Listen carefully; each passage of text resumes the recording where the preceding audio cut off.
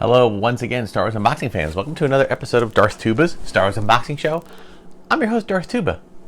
Notice anything different? Anybody who's been watching the show, you might see that I've done a little bit of redecorating. Essentially, I'll try. You know what? On second thought, rather than me try to do this all wonky, weird ways, let me just grab the camera and give you a little more close-up look. So essentially, what I have done is I made some adjustments. Do you ever work on a little project, and as you're working on it, you kind of decide, I think I need to do more, and then I need to do more, and then you end up spending like half a day on it or more? That's kind of what happened to me yesterday. I was basically, all I really wanted to do was kind of update things, getting my little plug here installed. But in order to do that, I had to move one of the shelves, which became moving all the shelves, which became cleaning all the shelves. And then I realized that I could do a little better with my boxes and kind of using them as a backdrop. So as you can see here, all the boxes on the bottom they're all vintage collection style boxes, but they're anything, a foot or more down is from more newer boxes, okay, except deep down there's a couple of older ones, but the rest of it is all new, like newer, in the last 10-15 years. Everything above that, kind of in the rafters there, and up here up top, are vintage boxes. They're empty, but because I unbox, I put stuff out, but I did collect all my boxes and keep them, or most of them. So unfortunately, I got smart once the Empire came out. I have no boxes except I have the Creature Cantina from Star Wars. There that is, back there. I've got, I think that might be it. I don't think I have the Death Star space station, but that's because I used it to store it. And then back there, I think I have down there. There's the Star Wars Droid Factory, and that's it for Star Wars. The rest of them, I didn't keep them, sadly. But I was like 6 years old. What do you want? I opened the box. I threw the box away. But anyway, so then I kind of went with a less is more thing. I put a lot of stuff that was behind me. Found other homes for them. A couple of things I put out for the sale in June. Just basically cleaned it up. I do obviously have a shelf behind me that's mostly empty. Part of that is because when I want to charge lightsabers that need the USB charge, I can just pretty much lay them there and do that. So that's part of the reason. But as things move along, maybe I'll add a few things to there and we'll rethink everything. All these things are things that I've unboxed on the channel. But anyway, I'm just excited to show off my display here and how I use it as my backdrop. So wanted to share that out. So these are the kind of things one does when one has a little time, is try to tinker with a collection. As I've mentioned on the channel, I'm kind of pulling back my collection. I've started thinning it out. I've started focusing it on the original vintage 70s and 80s items that I haven't already acquired, most of which I have. But if I could find cleaner ones, some carded figures, things of that nature, vintage collection, the VC figures, and that type of thing. I'm not really doing Black Series anymore. I've really pulled away from other brands, other styles. I do have a lot of the figures from the Power of the Force line all the way up through original trilogy collection, and when the sequel films came out, I still have all of them. But I'm slowly starting to thin out, and I'm just trying to create a more, zen collecting space. It'll change again in the time to time. If you watch my channel, my channel, we're nearly up to 900 episodes, and I do essentially 100 a year. So what does that mean? Like nearly 9 years of doing the channel. So, and again, and I did want to just kind of talk.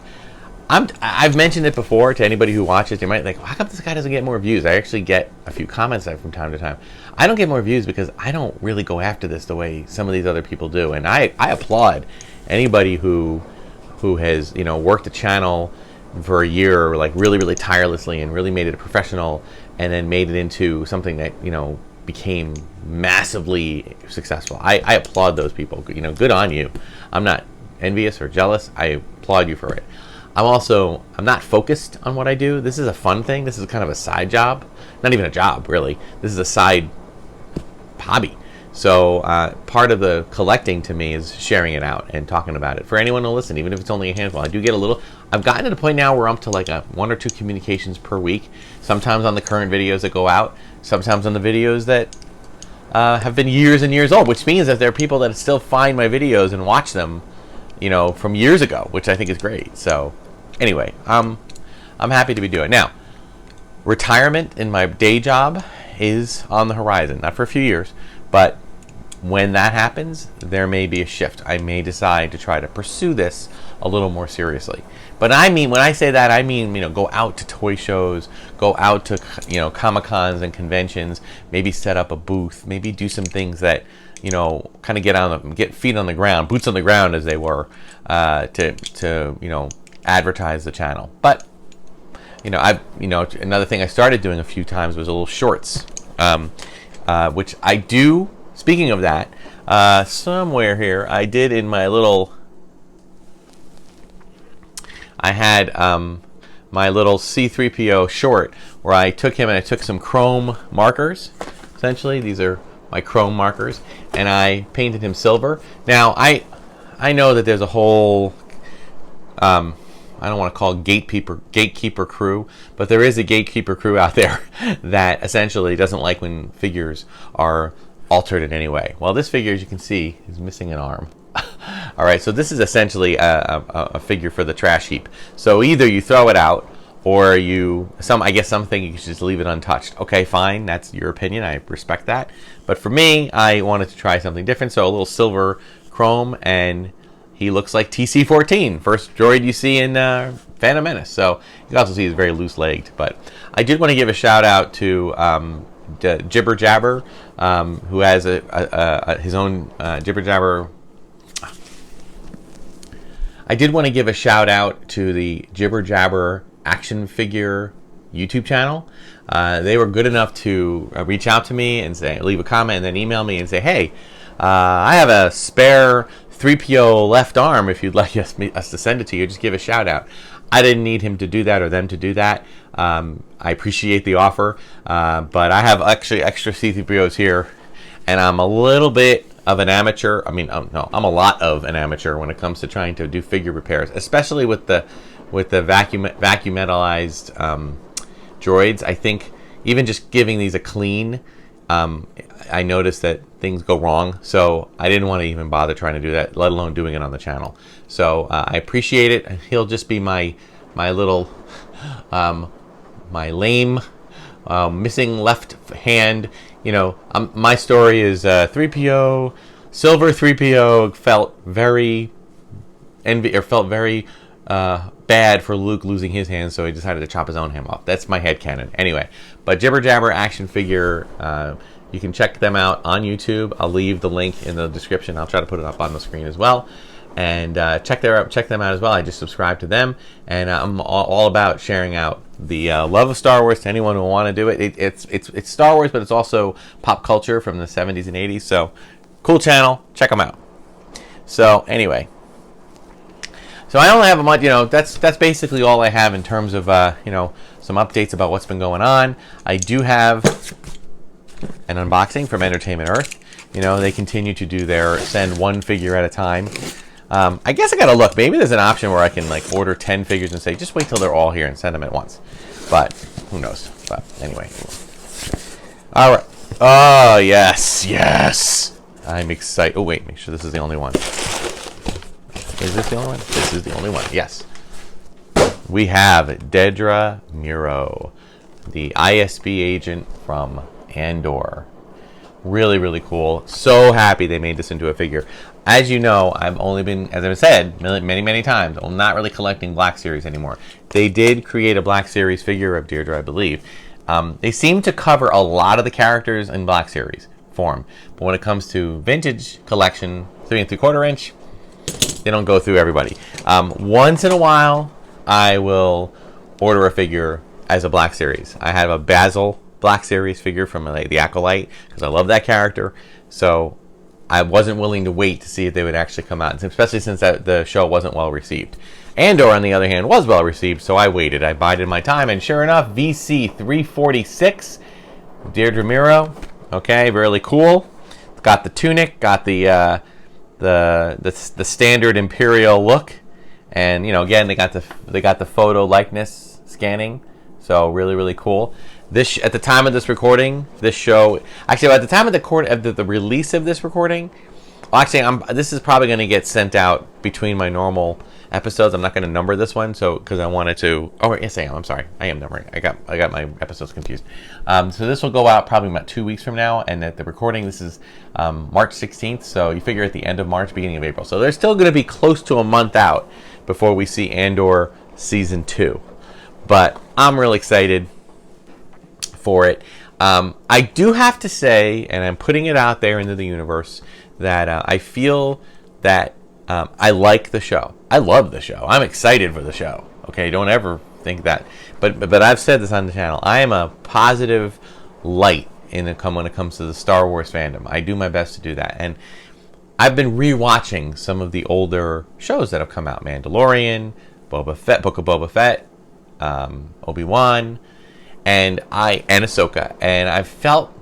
Oh, of course, I did that after Skeleton Crew, because I was like, Skeleton Crew came and went. I really enjoyed it, and I was like, oh, I have to wait a whole 4 months for Andor to come out, and it's like I needed to fill my time with something. And before this year, there had always been a second thing, like Bad Batch had been coming out, or maybe they had the Tales of the Jedi, or maybe they had Clone Wars final season or whatever. So we don't have that now. Right now, it's kind of dry right now. So as we wait for Andor, I said, let me rewatch some stuff. So I rewatched Boba Fett, Book of Boba Fett, and I'm in the process of rewatching Obi-Wan.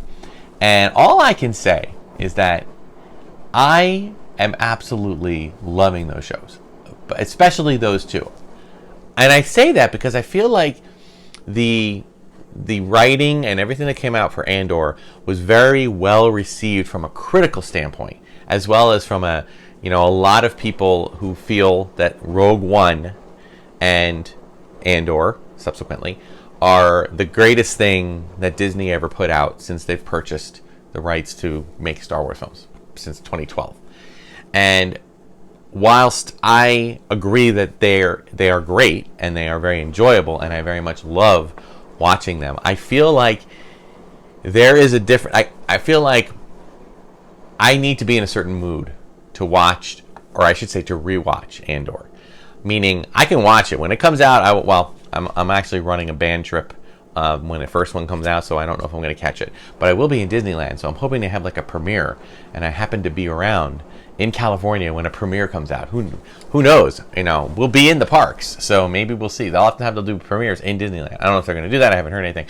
But anyway, so I might not catch the first 3 episodes of Andor until a few days after when I come back.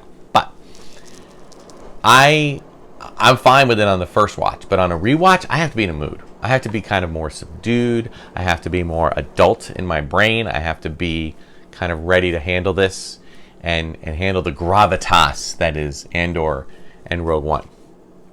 And the thing about Book of Boba Fett and Obi-Wan is that for both of those movies or shows, I feel like I can watch them anytime, and I just feel good. I feel good. I enjoy watching Boba Fett. I enjoy watching him have a character arc that switches, especially since I watched the Clone Wars and I saw him as a kid in the Clone Wars, and the journey he's had. I've seen a lot of people. If you only seen the trilogy, the original trilogy, you only seen the Boba Fett there, you're really not seeing his whole story. There's a little more to it in Attack of the Clones, and then that carries over into the Clone Wars, and you see that connect over to into Book of Boba Fett. And I like the characters. I like the return of familiar aliens.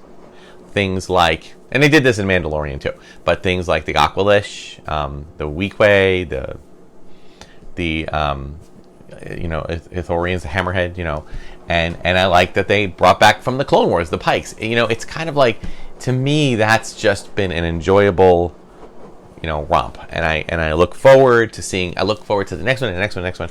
I like the characters. Everyone had an issue with the mods. Why? Why did you have an issue with the mods? I don't know. I will say their multicolored Vespas or whatever they were driving or flying were a little bit clean, but then again, so were they. They were mods, but they kind of kept themselves looking kind of neat. I kind of feel like they're maybe rebellious children of more well-to-do Tatooinians that are rebelling. That's my headcanon story. So it didn't bother me. And I love Chrysanthemum. I loved bringing back Cad Bane. There were so many things to love about that. And yes, I thought it was a little weird that we had like an episode and a half of Mandalorian shoved in between. But I did understand that in order to get Mandalorian back to help and to further the story, we needed to get him back together and have him be with Grogu and stuff. So I understood that too. It didn't bother me. It was just more of a head scratcher than anything.